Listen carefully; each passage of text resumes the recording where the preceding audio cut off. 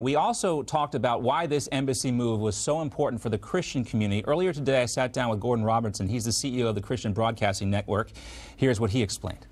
Well, for Christians, we view this as a fulfillment of biblical prophecy. You look at Micah chapter 4, and then Isaiah chapter 60. It talks about the nations will come to Zion, and that's another biblical word for Jerusalem. And so to have the embassies move to Jerusalem, the capital of Israel, is significant from yet another Bible prophecy being fulfilled in our lifetime. And for Christians, it just shows that God keeps his word.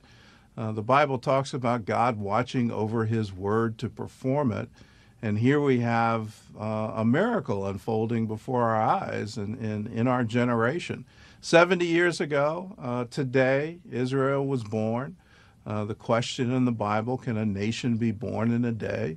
Well, the answer was yes. And that day's today, 70 years ago, and in 1948. What seemed to be against all odds, if you'd asked people 100 years ago, can there ever be a nation of Israel again? And you probably would have had no. There was a handful of Zionists who were saying, yes, we can do this, but it wasn't widely accepted.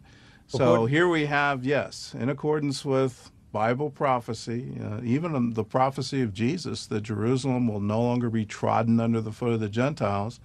Here it is happening today. Christians have been criticized, though, Gordon, because they're too eager for this, some critics would say, because Christians want to see this trigger the Armageddon and the second coming of Christ. What do you say to those critics? I don't think it triggers Armageddon, but we do need to keep in mind Armageddon is not a battle for the Valley of Jezreel. It's a battle for Jerusalem. That's where the armies assemble, and God pours out his wrath on them as they're assembling to go up against Jerusalem.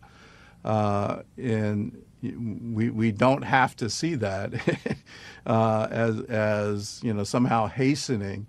It's a fulfillment of Bible prophecy, and that's something for all Christians to rejoice over.